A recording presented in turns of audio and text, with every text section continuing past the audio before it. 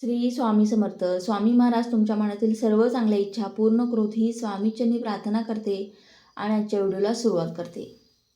पण त्याआधी तुम्ही जर माझ्या चॅनलवरती नवीन असाल तर चॅनलला नक्की सबस्क्राईब करा आणि व्हिडिओ पाहत असताना कमेंटमध्ये लिहा श्री स्वामी समर्थ आणि सबस्क्राईबच्या बाजूचं बेल आयकॉनलाही प्रेस करायला अजिबात विसरू नका, जेणेकरून असेच धार्मिक व्हिडिओ आपल्यापर्यंत पोहोचतील.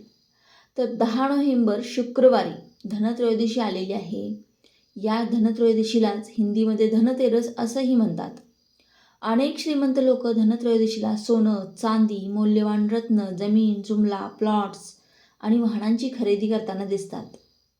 या पाठीमागे कारण असं आहे की या धनत्रयोदशीला खरेदी केलेल्या वस्तू त्यांच्या किमतीमध्ये तब्बल 13 पट वाढ घडून येते.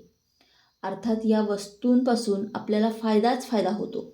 परंतु हिंदू धर्मशास्त्रामध्ये माता लक्ष्मीच्या संबंधित अशा अनेक वस्तू सांगितल्या आहेत, ज्या वस्तूंची खरेदी धनत्रयोदशीला केल्यास माता लक्ष्मी प्रसन्न होते आणि आपल्या घरातून दारिद्र्यता, गरिबी निघून जाते. आपल्या घराची संपूर्ण वर्षभर सातत्याने भरभराट आणि प्रगती होत जाते. जाणून घेऊया की धनत्रयोदशीला या दिवशी अशा कोणत्या 13 वस्तू आहेत ज्यांची खरेदी आपण आवर्जून करावी. तर या वस्तू खरेदी कराच, मात्र या दिवशी माता लक्ष्मी आणि भगवान कुबेर, धन्वंतरी देवता, आरोग्याची आयुर्वेदाची देवता धन्वंतरी यांचंही पूजन करायला विसरू नका. जाणून घेऊया या 13 वस्तू कोणत्या आहेत. त्यातील पहिली वस्तू आहे झाडू. या दिवशी आपण झाडू म्हणजे केरसुनी खरेदी नक्की करा आणि लक्ष्मीपूजना दिवशी लक्ष्मीची पूजा तर कराच, मात्र या झाडूचंही पूजन करा आणि त्यानंतर त्याच्या दुसऱ्या दिवसापासून या झाडूचा आपल्या घरामध्ये वापर करा. अशी मान्यता आहे की ज्या व्यक्तीच्या घरात धनत्रयोदशीला झाडूची खरेदी केली जाते त्या घराची सर्वांगीण प्रगती होते. मात्र धनत्रयोदशीच्या दिवशीच हा झाडू खरेदी करून लक्ष्मीपूजनाच्या दिवशी त्याचं गुप्त दानसुद्धा तुम्ही करू शकता. एखाद्या मंदिरामध्ये, मग ते लक्ष्मीचं मंदिर असेल किंवा भगवान श्रीहरी श्री विष्णूंचं मंदिर असेल किंवा इतर कोणतंही मंदिर असेल, त्या मंदिरामध्ये हा झाडू आपण गुपचूप ठेवून या लक्ष्मीपूजनाच्या दिवशी पहाटे आपण हे मंदिरामध्ये दान करून यायला हवं. याला गुप्तदान असं म्हटलं जातं. हाही उपाय आपल्याला करता येतो. दुसरी वस्तू आहे अखंड धने. धने सर्वांना माहीत असतीलच. न तुटलेले, न फुटलेले अशा प्रकारचे अखंड धने मूठभर का होईना आपण या धनत्रयोदशीच्या दिवशी नक्की खरेदी करा आणि त्याचा वापर धनत्रयोदशीच्या पूजेमध्ये तसेच लक्ष्मीपूजनाच्या दिवशी माता लक्ष्मीसमोर नैवेद्य स्वरूपात ठेवा.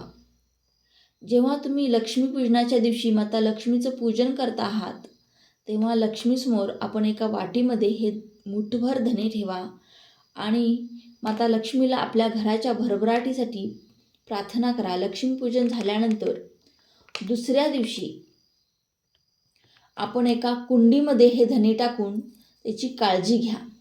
हे धने उगवतील याची आपल्याला काळजी घ्यायची आहे. हे धने जितके जास्त उगवतील तितकी आपल्या घराची प्रगती होते. तिसरी वस्तू आहे खडे मीठ.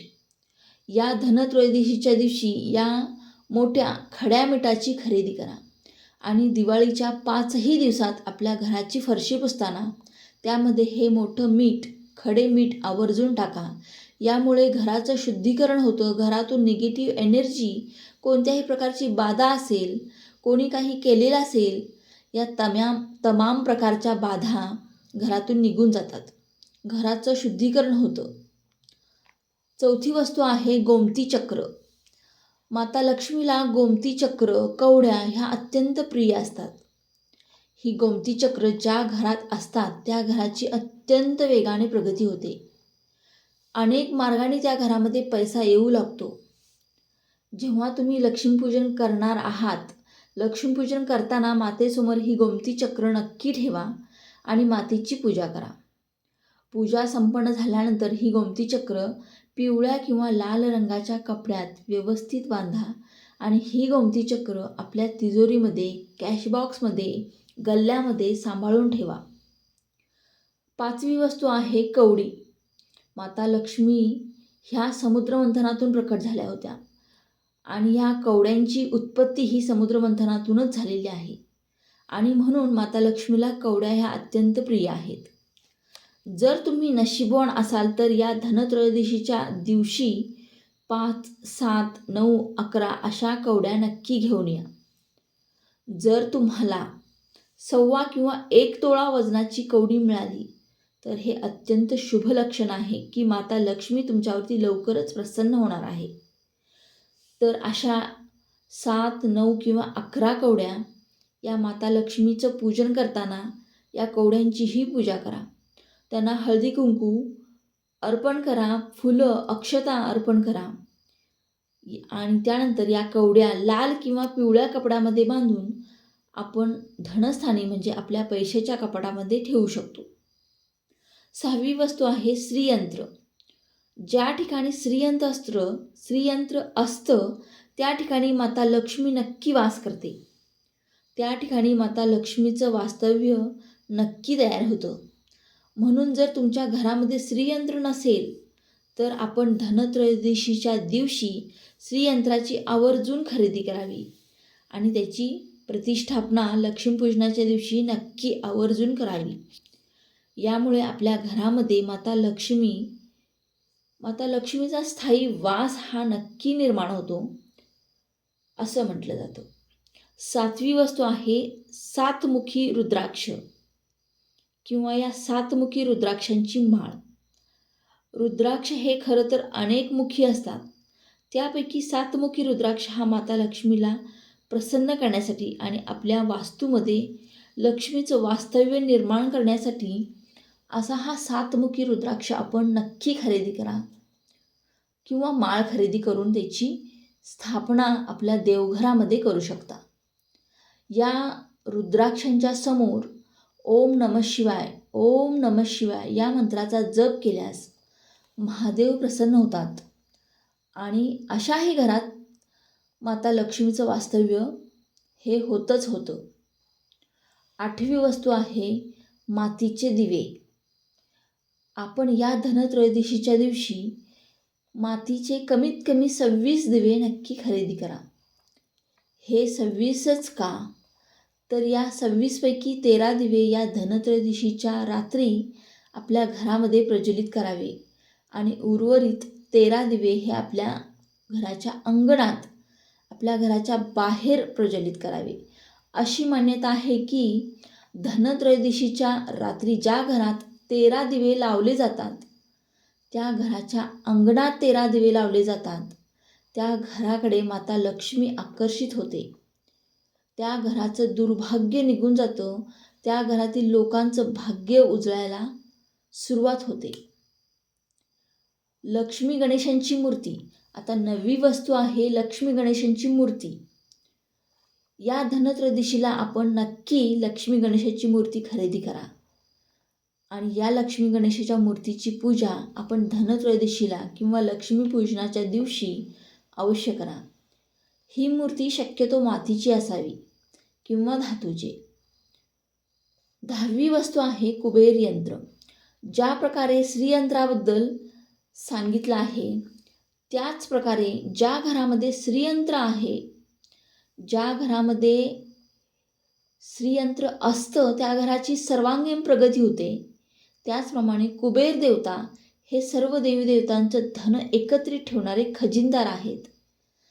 तेव्हा कुबेर यंत्र खरेदी करून त्याची स्थापना आपण आपल्या देवघरामध्ये उत्तर दिशेला या दिवशी नक्कीच करू शकता.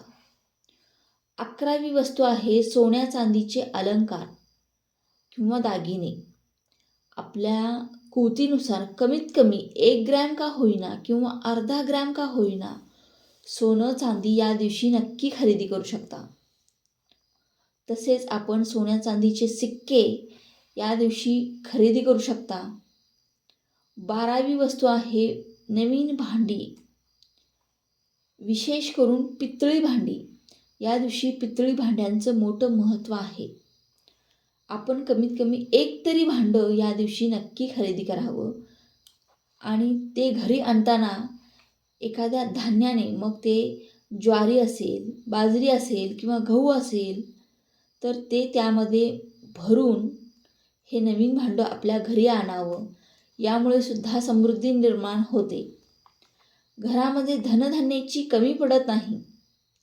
परंतु लक्षात ठेवा, या दिवशी चुकूनही लोखंडी भांड्यांची खरेदी मात्र करू नका.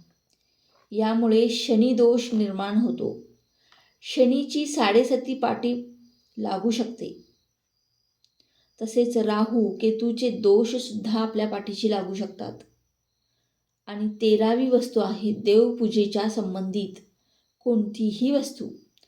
जर तुमच्या देवघरामध्ये एखादी वस्तू खराब झालेली आहे, मग ती देवपूजेची घंटी असेल किंवा दिवा असेल, अशा कोणत्याही वस्तू तुमच्या देवघरातील खराब झालेल्या असतील, तर त्या वस्तूंची खरेदी तुम्ही या दिवशी नक्कीच खरेदी करू शकता.